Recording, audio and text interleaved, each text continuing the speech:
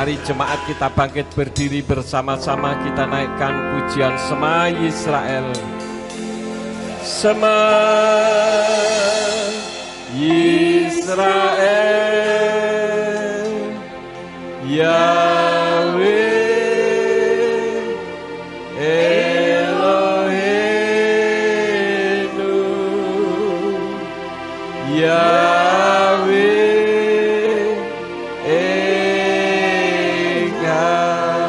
Shema Indonesia, Shema Indonesia, Yahweh Eloheinu, Yahweh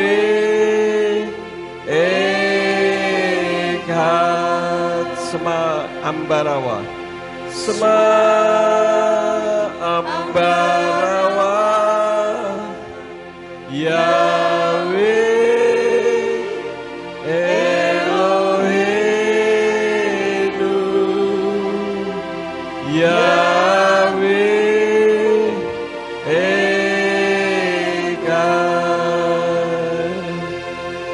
Baruch Shem Kevod Malkuto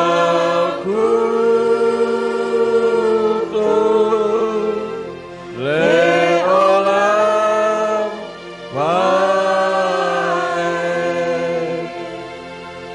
Semua kuasa penguasa roh yang ada di udara dengar, Yahweh Elohim kita, Dia Echad, Dialah satu-satunya Elohim yang layak dan berhak untuk menerima segala hormat, pujian, dan syukur.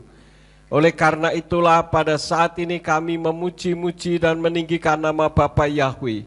Kami akan mendengarkan isi hati Tuhan, urapi hamba-Mu dan urapi setiap kami yang mendengar firman-Mu dengan urapan yang sama, agar firman yang ditaburkan dapat kami pahami dan kami mengerti, sebagaimana Engkau memberikan pemahaman dan pengertian kepada hamba-Mu.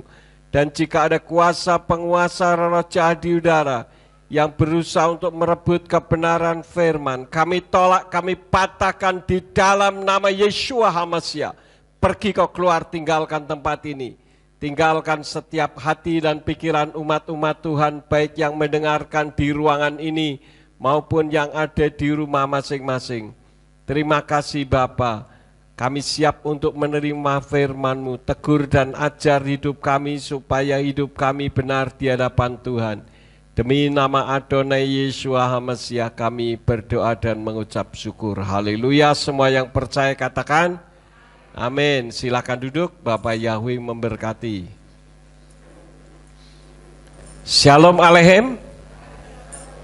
Puji Bapak Yahweh, Bapak Ibu, saudara sekalian, pada saat ini saya akan membawakan firman kelanjutan dari yang sudah pernah saya sampaikan, yaitu tentang 10 tulah Mitzrayim atau 10 tulah yang terjadi di Mesir atau Mitzrayim. Kali ini yang kedua. Untuk itu, supaya kita bisa mengingat kejadiannya, saya akan ajak untuk membuka di dalam kitab Keluaran pasal yang ke-8 ayat 1 sampai ayat yang ke-15. Ayatnya cukup panjang, tetapi perlu dibaca supaya bisa memahami. Saya akan baca, perhatikan kitab suci Bapak Ibu Saudara sekalian yang demikian bunyinya. Dan berfirmanlah Yahweh kepada Mose, pergilah kepada Paro atau Fir'aun dan katakan kepadanya, beginilah Yahweh berfirman, suruhlah umatku pergi agar mereka dapat melayani aku. Dan jika engkau menolak untuk menyuruh mereka pergi, lihatlah, aku akan menulai seluruh wilayahmu dengan katak, dan sungai akan berkeriapan dengan katak-katak, dan katak-katak itu akan naik dan masuk ke dalam istanamu, dan ke dalam kamar tidurmu, dan di atas tempat tidurmu, dan ke dalam rumah hamba-hambamu, ke dalam rumah-rumah rakyatmu, ke dalam pembakaran rotimu, serta ke dalam tempat adonan rotimu. Dan kata-kata itu akan naik ke atasmu dan ke atas rakyatmu dan ke atas semua hambamu. Dan berfirmanlah Yahweh kepada Mose, katakanlah kepada Aharon, ulurkanlah tanganmu dengan tongkatmu ke atas sungai-sungai, ke atas parit-parit dan ke atas kolam-kolam, dan buatlah kata-kata bermunculan di atas tanah Mitsraim. Dan Aharon mengulurkan tangannya ke atas segala air di Mitsraim, dan kata-kata pun bermunculan dan menutupi tanah Mitsraim. Dan para penyihir Mitsraim pun melakukan hal yang demikian juga dengan mantra-mantra rahasia mereka. Dan mereka pun membuat kata-kata bermunculan di tanah Mitsraim.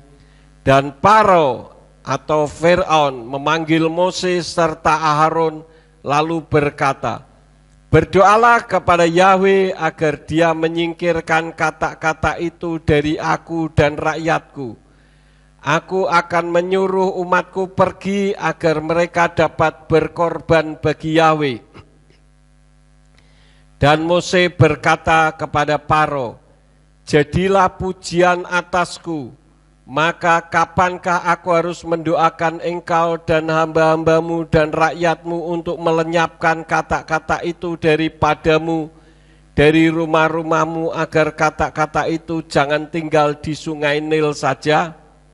Kata-kata hanya tinggal di sungai Nil saja. Dan dia berkata, esok hari. Dan dia menjawab, sesuai dengan titahmu. Dengan demikian engkau dapat mengetahui bahwa tidak ada satupun yang seperti Yahweh Elohim kami. Dan kata-kata itu akan menyingkir daripadamu dan dari rumah-rumahmu dan dari hamba-hambamu dan dari rakyatmu. Kata itu hanya akan tinggal di sungai saja. Lalu Mose dan Aharon keluar dari tempat Paro, dan berserulah Mose kepada Yahweh sehubungan dengan kata yang telah dia datangkan kepada Paro. Dan Yahweh melakukan sesuai dengan perkataan Mose, dan kata-kata itu mati di rumah-rumah, di halaman, dan di ladang-ladang. Dan orang-orang mengumpulkan bangkainya sampai bertumpuk-tumpuk, sehingga negeri itu berbau busuk. Dan Paro melihat bahwa telah datang kelegaan, namun dia membuat hatinya berat, dan dia tidak mendengarkan mereka seperti Yahweh telah berfirman. Amin. Nah, Bapak Ibu saudaraku yang kekasih, beberapa puluh tahun yang lalu saya pernah nonton film tentang masalah ini. 10 tulah yang ada di Mitsraim atau di Mesir. Dan kalau difilmkan memang bagus, karena dari parit, pokoknya dari segala yang ada airnya itu bisa keluar kata yang demikian banyak.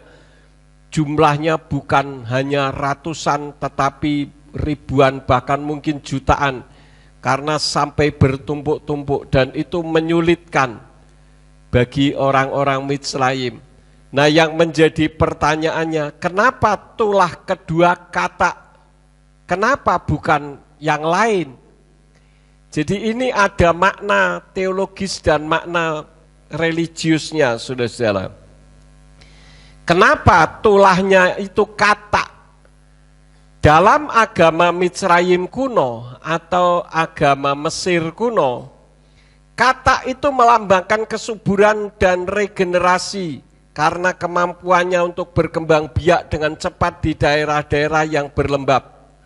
Selain itu, penempatan kata sebagai tulah kedua sebagai bentuk pesan kepada Raja Mitsraim atau Raja Mesir, yaitu Paro atau Fir'aun, saat itu untuk memperlihatkan kekuasaan Tuhan atas dewa-dewa Mitsraim yang disembah.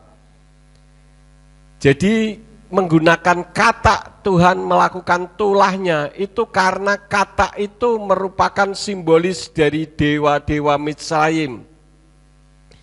Simbolisme agama Mitsraim, kata memiliki makna religius yang signifikan dalam kebudayaan Mitsrayim kuno. Kata itu dikaitkan dengan satu sesembahan di Mitsrayim atau di Mesir yang disebut Dewi Heket ya. Dewi Heket itu bentuknya kepalanya katak, tubuhnya manusia. Yaitu Dewi kesuburan dan kelahiran yang digambarkan dengan kepala katak. Ya kita tahu katak itu kalau sudah bertelur kan banyak sekali, ratusan. Ya itu melambangkan Dewi kesuburan. Dengan mengirimkan tulah katak, Tuhan menunjukkan kekuasaannya atas dewa-dewa Mitsrayim. Mengingatkan bahwa hanya Tuhan yang memiliki kekuasaan sejati. Itu secara simbolisme agama Mitsrayim. Tetapi memiliki dampak praktis, yaitu katak yang tiba-tiba muncul dalam jumlah yang sangat banyak akan mengganggu kehidupan sehari-hari secara signifikan. Katak yang ada di mana-mana termasuk di tempat tidur, dapur, dan tempat umum lainnya akan menyebabkan kekacauan dan ketidaknyamanan orang Mitsrayim. Dan ini menekankan kekuatan dan kontrol Tuhan atas alam dan kemampuannya untuk mengendalikan keseharian manusia. Saudara bisa bayangkan kalau tiba-tiba di tempat tidur saudara muncul banyak katak. Saudara masih masak, tiba-tiba banyak katak muncul di situ. Tentu enggak nyaman, saudara-saudara. Walaupun ada orang yang tidak takut dengan katak, tapi lebih banyak yang ngeri melihat katak ya. Apalagi kalau dipegang tubuhnya gerugul-gerugul gitu ya. Itu rasanya enggak nyaman aja. Nah ini memiliki pesan moral dan teologis. Setiap tulah dalam kisah menjelang keluarnya bangsa Israel dimaksudkan untuk mengeraskan hati Paro agar ia menyadari kekuasaan Tuhan dan akhirnya membebaskan bangsa Israel. Dari ayat-ayat yang tadi saya baca ada satu tujuan yang Bapa Yahweh sampaikan kepada Paro melalui Mose dan Aharon. Tujuannya apa, saudara-saudara? Membawa mereka keluar itu tujuannya untuk apa? Supaya beribadah. Jadi Tuhan membawa mereka keluar itu supaya enggak terganggu, supaya bisa beribadah.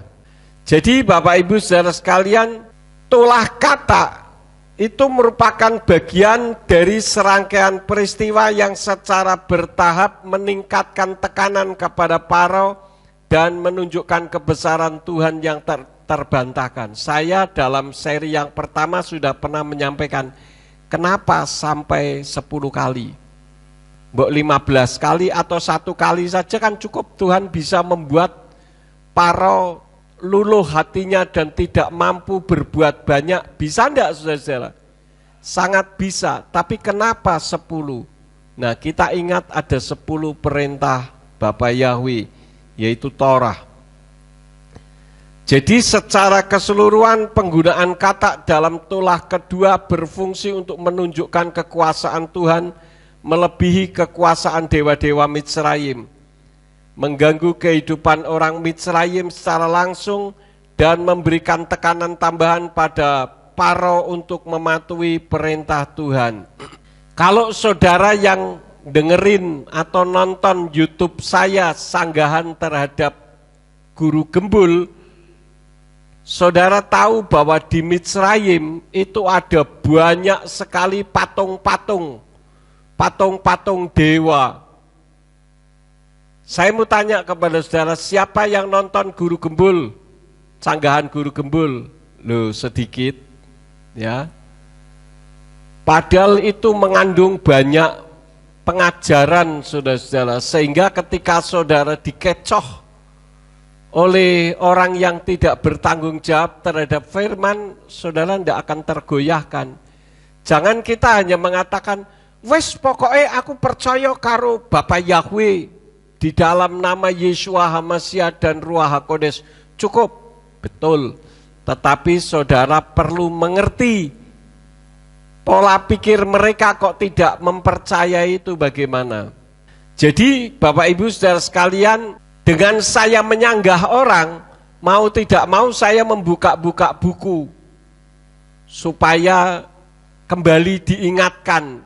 Karena kan tidak mungkin ratusan buku, kalau saudara lihat ke rumah kan ada ratusan buku, tidak mungkin semuanya ada di dalam pikiran saya. Karena saya bukan orang jenius yang bisa menghafal itu. Tetapi ketika menyanggah, setidak-tidaknya saya ingat, oh ini ada di buku ini, oh ini ada di sini. Sehingga saya membuka-buka lagi.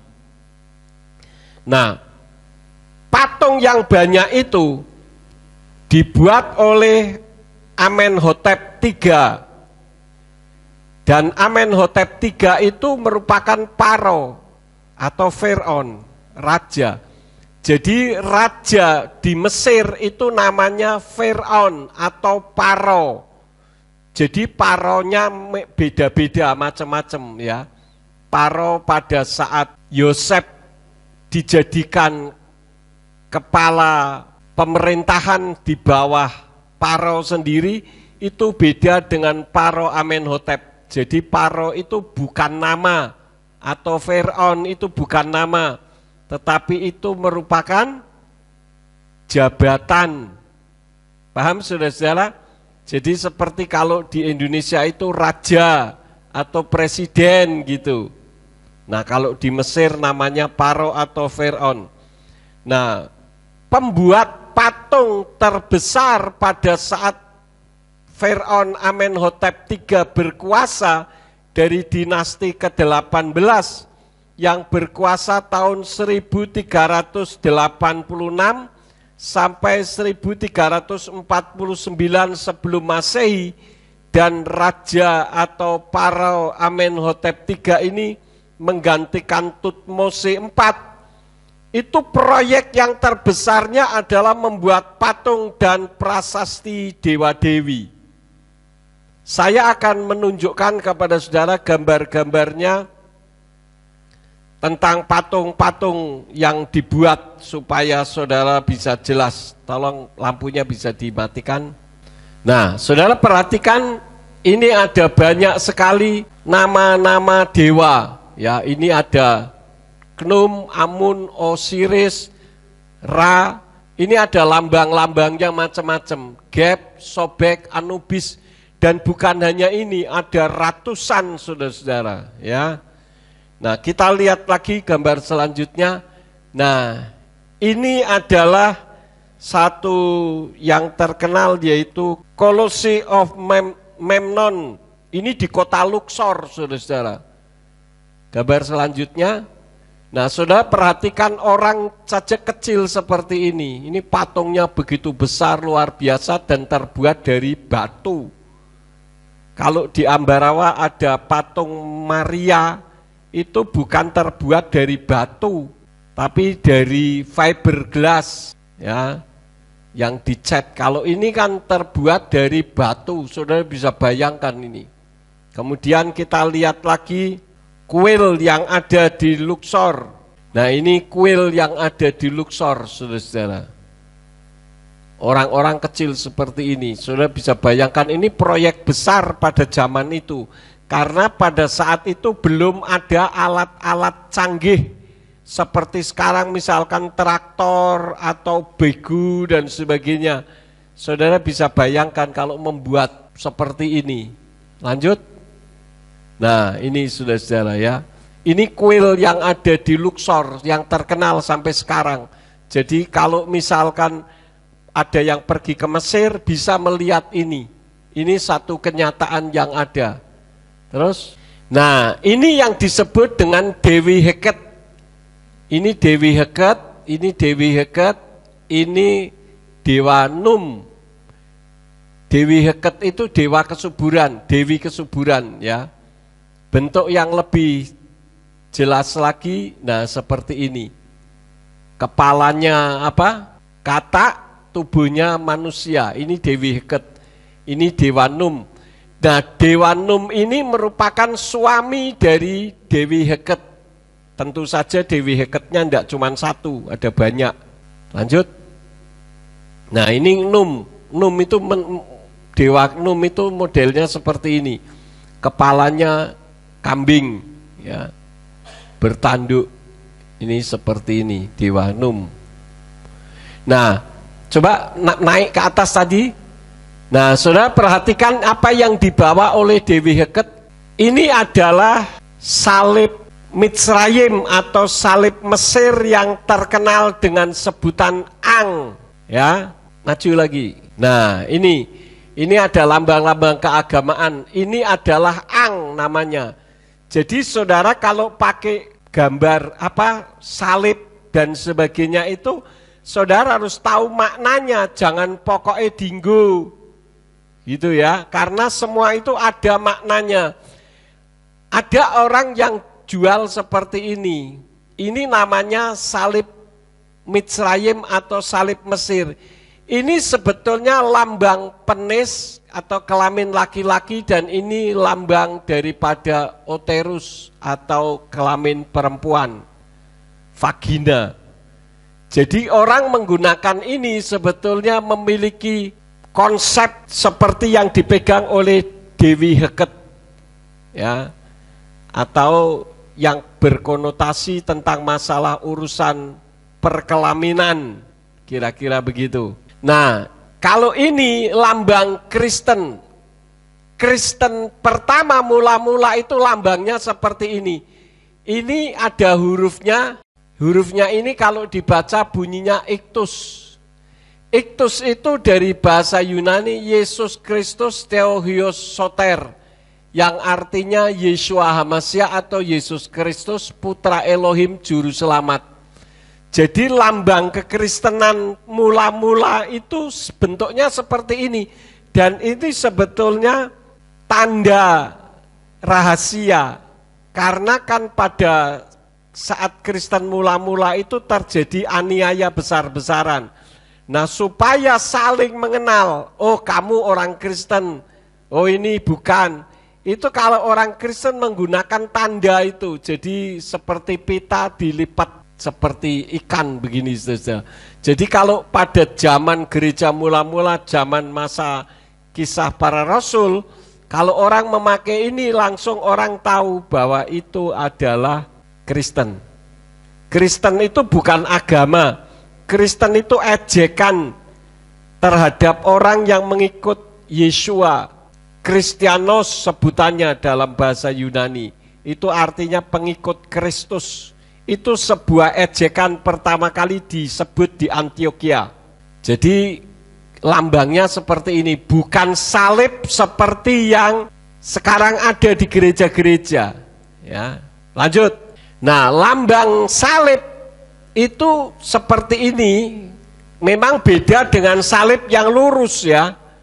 Ini salibnya menggembung, bagian sudut-sudutnya lebih besar.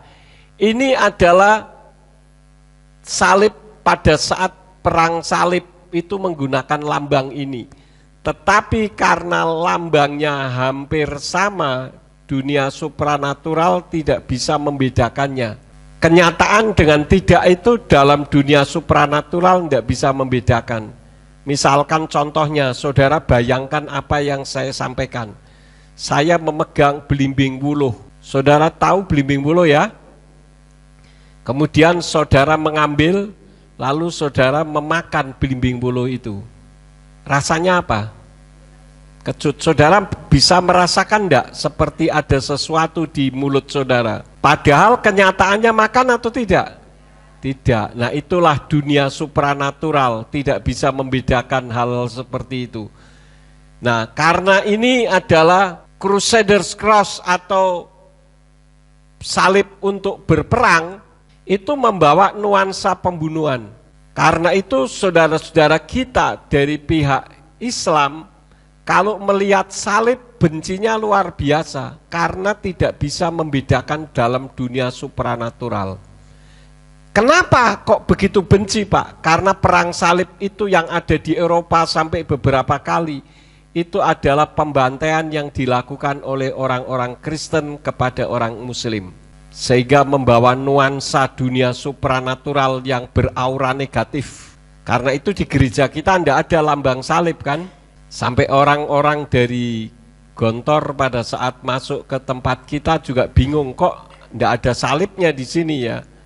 Ya, karena salib itu merupakan Crusaders Cross untuk perang salib ini. Ya, zaman perang salib ini juga ada filmnya. Lanjut. Nah, lambang Kristen Mesianik itu apa? Lambangnya seperti ini. Mungkin saudara pernah melihat. Saudara pernah melihat gambar seperti itu? Siapa yang pernah melihat? Nah, paling enggak sekarang ya. Ini merupakan 3 gabungan saudara-saudara, yaitu menorah, bintang Daud atau magen Daud, kemudian yang selanjutnya iktus. Ini lambang mesianik. Nah, gereja kita itu beraliran, kan ada orang tanya, Pak Yakub gerejanya aliran apa? Kalau ditanya begitu jawabnya Kristen Mesianik. Kristen tapi berkiblatnya ke Ibrani, bukan ke Yunani, bukan ke Latin, bukan ke Arab, ya. Nah, ini lambangnya seperti ini. Ini gambar menorah. Ya, menorah itu merupakan 7 roh Elohim yang tertulis dalam kitab Yesayahu 11 ayat 2 sampai 3. Kemudian magen Daud ini melambangkan akar iman kita. Akar iman kita ke Ibrani, bukan ke Yunani, bukan ke Latin, bukan ke Arab atau ke negara-negara lain. Karena itu asalnya firman Elohim. Kemudian ini adalah iktus, bahwa Yeshua itu juru selamat. Jadi ini mengandung makna orang yang sebagai Kristen Mesianik itu memiliki 7 roh Elohim, berakar ke Ibrani, tetapi dia menjadikan Yeshua sebagai Tuhan dan Juru Selamat. Bisa dipahami saudara? Jadi kalau ada orang tanya, saudara bisa menjawab, ya. Nah, sekarang apa yang dimaksud dengan 7 roh Elohim itu? Nah, 7 roh Elohim itu adalah roh Elohim itu sendiri, yaitu Ruach HaKodes. Artinya seharusnya orang yang beriman kepada Bapa Yahweh di dalam nama Yeshua HaMashiach dan Ruach HaKodes, itu ada Ruach HaKodes, roh Elohim. Maksudnya apa? Tutur katanya itu tidak lason hara atau lidah jahat, mengucapkan kata-kata yang ngaco, yang kasar, bukan seperti itu, ya. Jadi kalau saya melihat di internet, itu ada banyak sekali orang-orang Kristen Mesianik atau sudah menyembah Bapa Yahweh, tapi mulutnya jahat. Itu bukan bukan diurapi oleh Ruach HaKodes. Salah satu contoh, ketika saya dengan Bu Yakub dan Pak Simeon dan Ibu Elvina dan Ethan foto di depan gambar naga, itu jadi dipermasalahkan di internet, saudara-saudara. Katanya tahu dunia roh, tapi kok foto di depan naga. Loh, saya foto di depan naga itu karena saya mengagumi karya seninya. Saya katakan, jangankan kok foto di depan naga aslinya pun tidak masalah.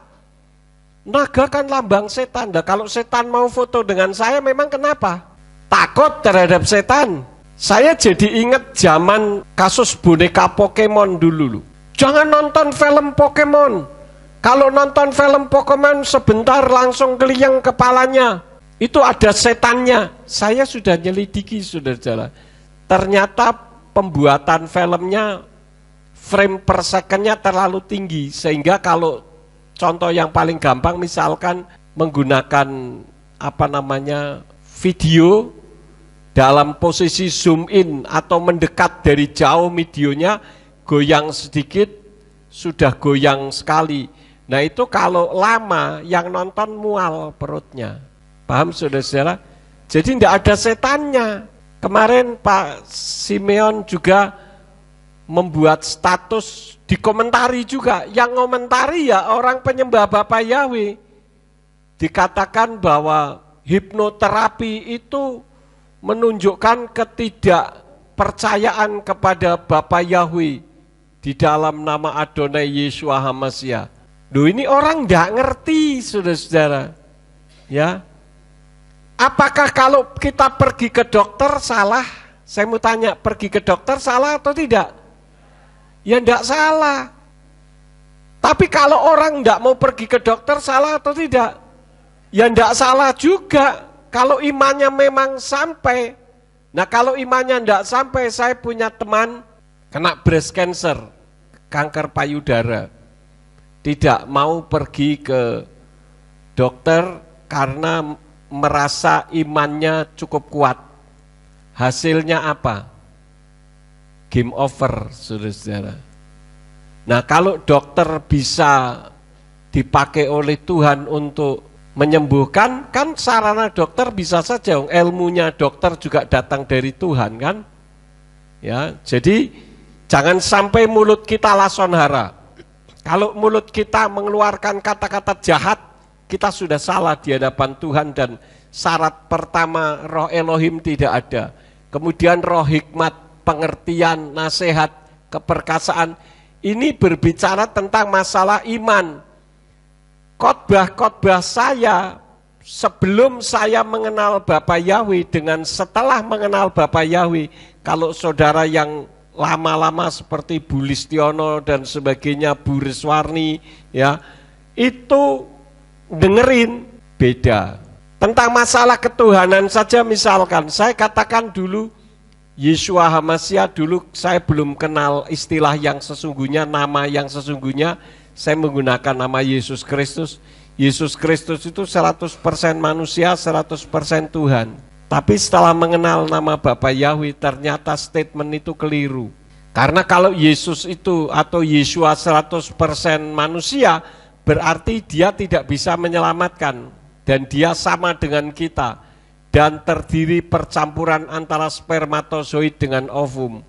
Ternyata kan tidak. Jadi pemahamannya beda karena adanya roh-roh ini. Roh pengertian, hikmat, nasihat, keperkasaan, roh pengenalan akan Elohim, kemudian roh takut akan Elohim. Ini adalah 7 roh Elohim yang dilambangkan dengan menorah seperti ini. Ya, lanjut. Nah, saudara mungkin pernah melihat gambar seperti ini atau salib, kalung yang bentuknya seperti ini. Ini adalah Ordo Santo Sepulcher, yaitu ordo militer suci makam kudus Yerusalem yang terkenal dengan salib Yerusalem atau salib Yerusalem. Ya, ini bentuknya seperti ini. Ini merupakan salib besar dengan 4 salib kecil-kecil. Ini digunakan dalam perang suci mempertahankan Yerusalem dan digunakan juga dalam perang salib. Jadi jangan sembarang saudara menggunakan lambang-lambang yang kita tidak tahu, karena secara tidak langsung saudara ikut mempromosikan mereka. Ya, nyalain lagi. Kemudian yang menjadi pertanyaannya, kan dikatakan bahwa dalam sanggahan saya terhadap guru gembul dikatakan bahwa di Mesir, di Mitsrayim itu ada patung Yahweh. Ya kan? Yang bagi yang nonton, ada patung Yahweh, berarti Yahweh itu sesembahannya orang Mesir. Keliru besar, saudara-saudara. Ini diputar balik. Di dalam kebenaran sejarah yang ada, saya ungkapkan 3 hal. Yang pertama, kenapa nama Yahweh bisa ada di Mitsrayim atau di Mesir? Bisa saja saat bangsa Israel di Mitsrayim dalam kasus Yosef atau anaknya Rahel dan Yakob membawa masuk keluarga Israel. Kalau saudara membaca di dalam kitab Kejadian pasal 46, itu kan setelah Yusuf atau Yosef jadi penguasa di Mitsrayim, kan dia ingin membawa keluarganya masuk ke Mitsrayim, karena di Mitsrayim terjadi kelimpahan serta di luar terjadi kelaparan, ya kan? Nah, mereka kan berbondong-bondong datang semua tuh ke Mesir ya, ke Mitsrayim. Sedangkan mereka adalah orang-orang yang beriman kepada Bapa Yahweh. Memungkinkan enggak kalau mereka yang beriman kepada Bapa Yahweh itu mereka membuat sesuatu di sana atau memperkenalkan kepada orang sehingga ada tulisan Yahweh dan sebagainya? Memungkinkan enggak? Sangat memungkinkan. Makanya saya katakan saya saja yang orang Indonesia, karena kiblat iman percaya saya ke Yahudi, ke Israel, maka saya menyembah Bapa Yahweh, saudara menyembah Bapa Yahweh, kan begitu. Jadi itu kemungkinan yang pertama, tetapi kemungkinan yang pasti, bukan kira-kira atau ilmu tebak-menebak seperti guru gembul katakan itu. Ya.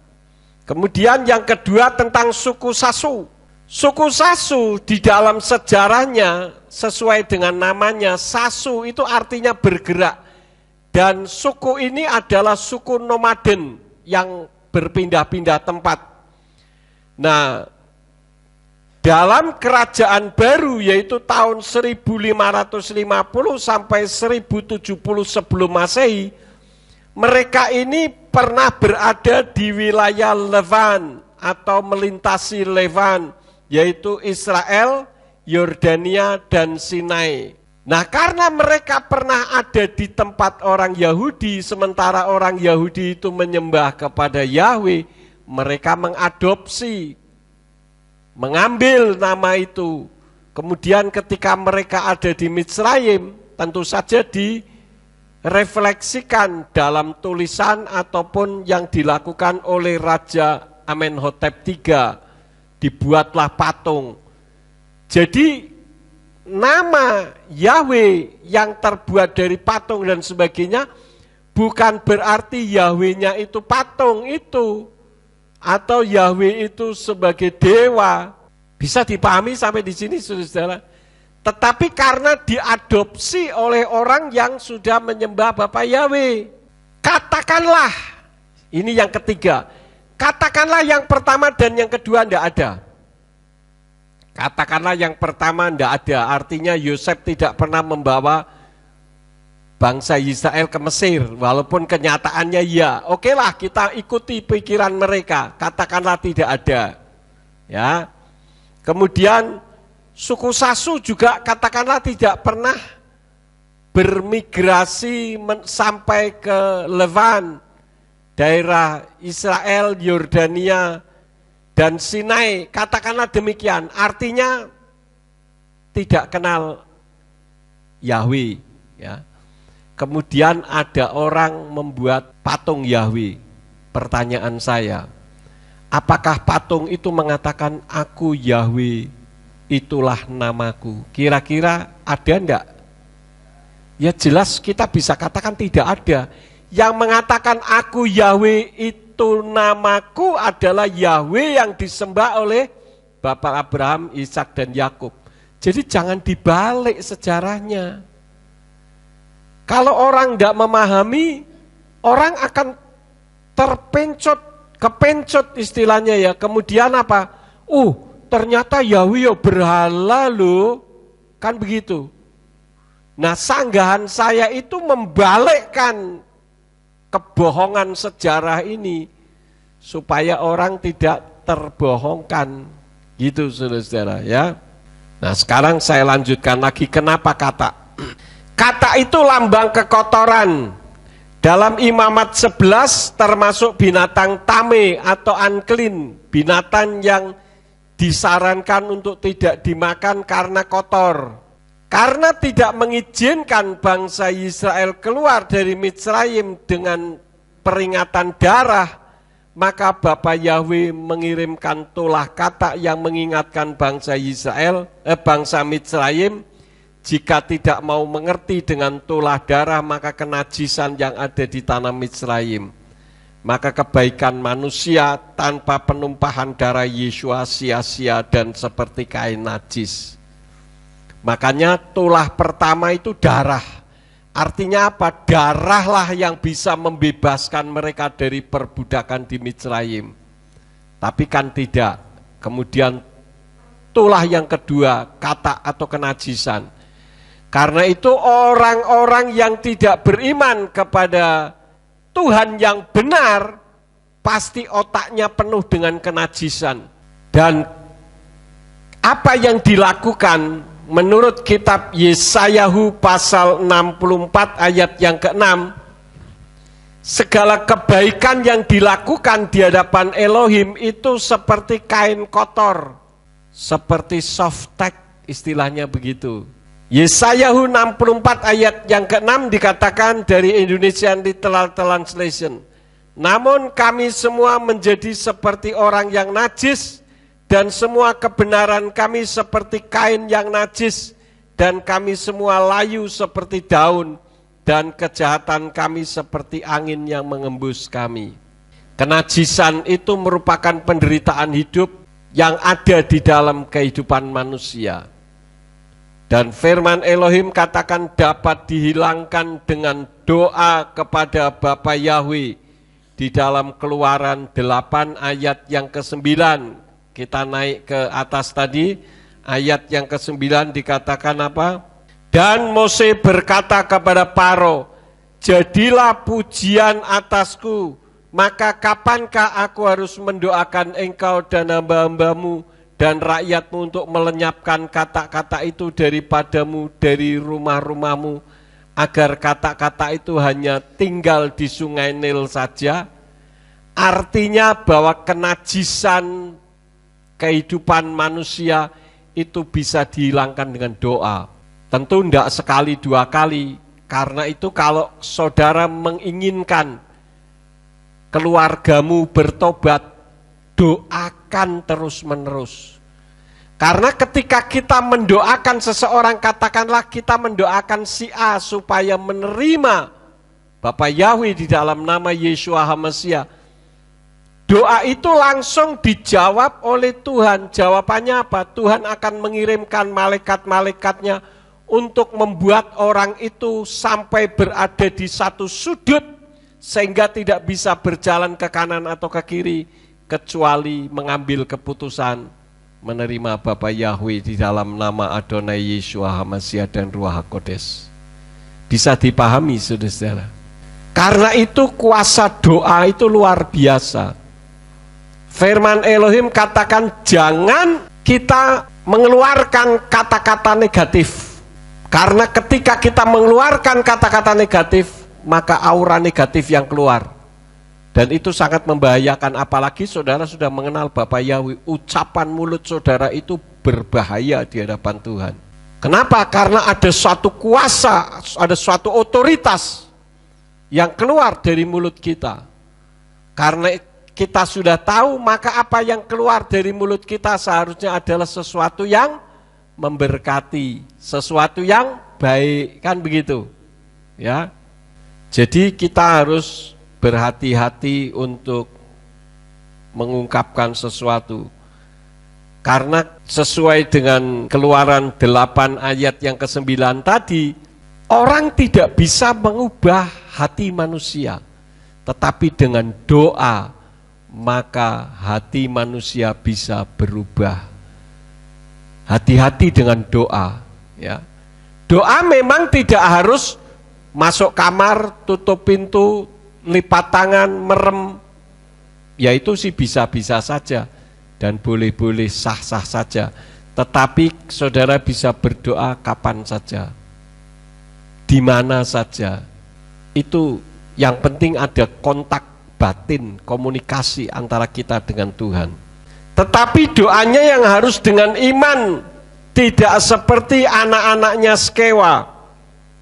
Di dalam Kisah Rasul pasal 19 ayat 13 sampai 16 dari Indonesian Literal Translation dikatakan begini.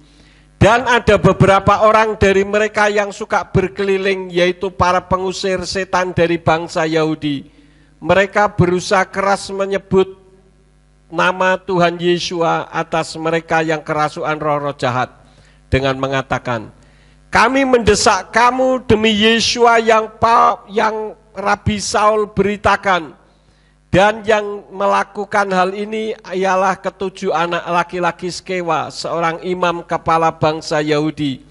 Dan sambil menanggapi roh jahat itu berkata, aku mengenal Yeshua dan aku pun mengenal Rabi Saul. Tetapi kamu, siapakah kamu?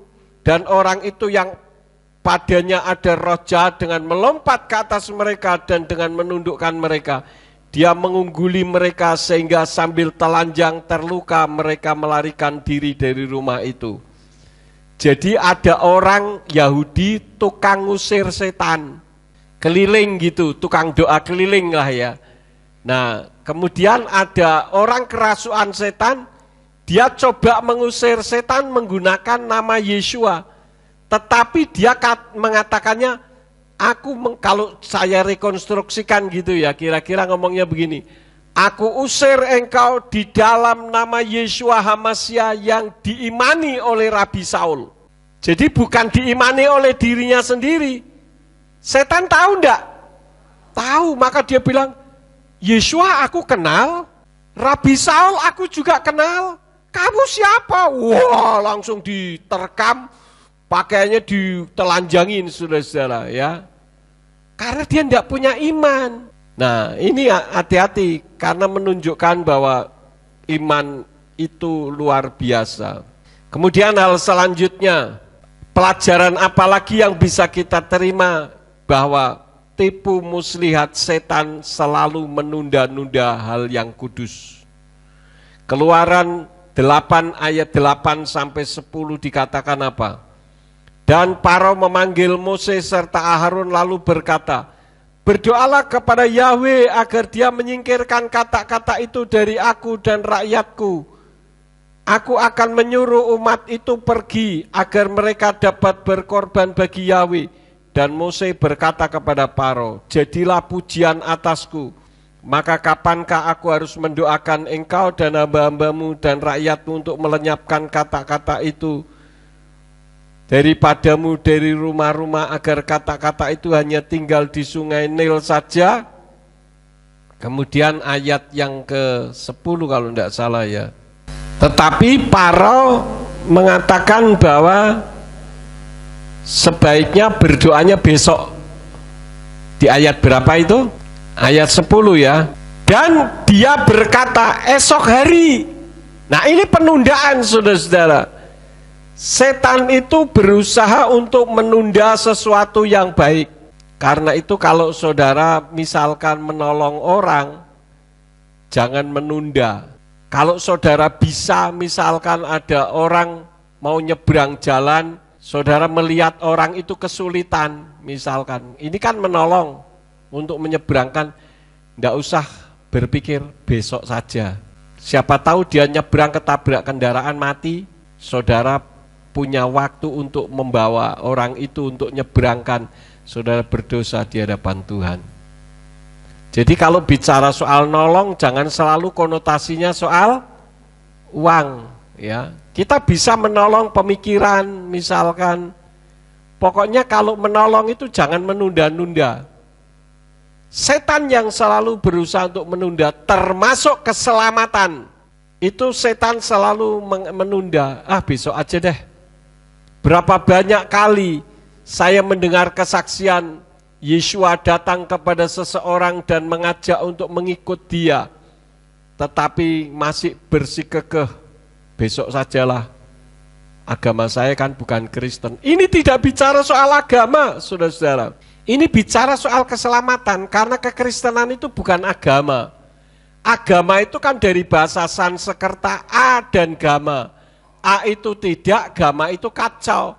Maksudnya orang beragama supaya hidupnya tidak kacau. Tapi kenyataannya justru dengan adanya agama kehidupan manusia jadi kacau. Pada perang sendiri-sendiri, hanya mempertahankan agama, bela agama. Wong agama kok dibela? Kita ya manusia yang perlu dibela. Kan begitu. Apalagi bela Tuhan, aduh. Betapa perkasanya di kau, Tuhan dibela, ya kan? Jadi jangan menunda-nunda. Kemudian hal selanjutnya, setan yang najis ternyata diberi kenajisan tidak tahan juga. Dan ini mengingatkan kemana kenajisan itu dibuang. Di dalam 2 Raja-Raja 10 ayat yang ke-20 dari Indonesian Literal Translation dikatakan, dan mereka merobohkan tugu berhala Baal, juga merobohkan kuil Baal, dan mereka menaruhnya pada jamban sampai hari ini. Jadi kalau saya misalkan membakar jimat seseorang atau membakar sesuatu barang tumpas yang tidak seharusnya kita miliki, setelah dibakar abunya itu dibuang di tempat yang tidak layak. Kenapa? Karena setan ternyata yang najis itu diberi kenajisan juga tidak tahan, saudara-saudara. Ya. Yang terakhir, Dewi Heket mendatangkan kesusahan. Ribuan katak menyerbu Mitsrayim menunjukkan ketidakmampuan dewa-dewa Mitsrayim dalam melawan kekuasaan Elohim. Artinya kalau dalam istilah Jawa itu dicolok ke moto gitu, saudara-saudara ya. Diberi katak atau diberi banyak heket tidak tahan karena tidak membawa kehidupan. Artinya bahwa setan itu kalau mau memberikan sesuatu tidak gratisan karena tidak membawa kehidupan. Misalkan ada orang nyupang, nyupang itu betul ada, saudara-saudara. Itu menggadaikan iman, menggadaikan nyawa, ya, kepada sesembahan lain. Saya pernah nonton di YouTube ada orang yang menyembahnya kepada setan. Ketika setan itu bermanifestasi di dalam diri orang itu, suaranya bisa persis seperti suara orang yang dimanifestasikan setan. Ini sekarang sedang rame istilah yang sedang terjadi, adanya arwah yang membongkar pembunuhannya sendiri, yang dari Cirebon. Siapa, saudara-saudara? Ya berarti saudara nonton ya. Banyak yang nonton, tapi kalau sanggahan enggak mau nonton. Iya kan? Ini loh anehnya di situ, saudara-saudara. Padahal sanggahan itu membuat saudara jadi pinter. Saya membuat sanggahan itu 2 hari, 3 hari, 2 hari, 3 hari loh, saudara-saudara. Padahal yang nonton tinggal menikmati setengah jam paling-paling kan. Tapi membikinnya itu 2 hari, 3 hari. Dan itu kalau saya sudah bikin, saudara ke rumah saya tidak akan ketemu. Saya ada di kamar. Dari pagi sampai malam. Saya keluar hanya buang air atau mandi. Itu saja. Tujuan saya supaya saudara pinter. Karena itu kalau mau dipinterke, mau ndak? Nah tapi kok nonton, loh saudara loh ya, yang langsung sudah bisa menangkap apa yang saya sampaikan loh. Tapi kalau sanggahan ditanya, wes bo Pak, orang ngerti aku. Sing penting pokoknya percaya Bapak Yahweh. Tapi giliran arwah yang membongkar kematiannya sendiri, podo ngerti loh, ini aneh. Ya, jadi hati-hati saudara ya. Dengan kehidupan kekuatan supranatural, karena setan itu tidak ada gratisan. Istilahnya kencing di terminal saja bayar. Apalagi minta kepada setan. Saya mau tanya kepada saudara, setan bisa memberi atau tidak? Bisa. Tapi itu milik setan atau bukan? Bukan. Itu nyolong punya orang. Diberikan kepada saudara. Ya. Saya pernah nonton satu YouTube, ada orang ngelalu istilahnya, sudah hidup susah, enggak punya uang. Memang kebanyakan orang selalu yang dijadikan patokan uang, ya. Kalau uangnya banyak senyum-senyum, kalau uangnya enggak ada merengat-merengut gitu kan. Ya ini ada orang susah hidupnya, dia mencangkul di ladangnya sendiri. Kebetulan di ladangnya itu ada makam keramat. Habis nyangkul capek, dia duduk di bawah pohon keramat itu, dia tertidur, saudara-saudara. Tertidur, tapi oleh keluarganya dianggap hilang selama 1 minggu. Nah, dia yang tertidur itu perasaannya ada 2 perempuan naik kuda melewati laut, membawa dia suruh kerja di istana. Jadi dia kerja di istana, pulang-pulang disangoni berkat, istilahnya lah, 1 karung. Ketika dibuka itu yang nonton itu keluarganya dan tetangga-tetangganya. Jadi ini kisah nyata, bukan dongeng. Ketika dibuka kaget karena uang semua, saudara-saudara. Ya. Nah, kemudian tetangganya bilang jangan dipakai, nanti kalau dipakai keluargamu bisa celaka. Dia tidak berani memakai. Lalu disuruh mulangkan, dia taruh lagi di bawah pohon itu sambil dia duduk-duduk di situ. Kemudian dia menoleh, sudah hilang duitnya. Ini duit dari hasil goib, itu berbahaya. Memang betul, saudara-saudara. Hati-hati. Karena itu jangan dijadikan uang sebagai patokan kebahagiaan hidup kita. Ya. Jadi tidak punya uang, ya senyum-senyum, memangnya kenapa? Kan gitu. Asal jangan senyum sendiri lah, ini bahaya ini kalau senyum sendiri, nanti saya doakan saudara-saudara. Tapi jangan merengut gitu loh, betet gitu yo. Karena duitnya kempes, jangan saudara-saudara. Saudara kan tidak pernah lihat saya mau tongpes, mau tongbel, kantong tebel, saya selalu bersukacita. Demikian pun pada saat saya menyampaikan firman, saya menyampaikan firman tidak asal-asalan, saya betul-betul pelajari firman Tuhan. Karena saya tahu saudara sudah meluangkan waktu. Dan firman yang saya sampaikan itu kan seperti menabur benih. Kalau saya menabur benihnya jelek, saya akan menuai yang jelek juga. Maka dari itu kalau saya menyampaikan firman, perhatikan dengan baik. Saya menyampaikan serius, tidak main-main. Saya mempelajari betul firman, supaya saudara podo pinter.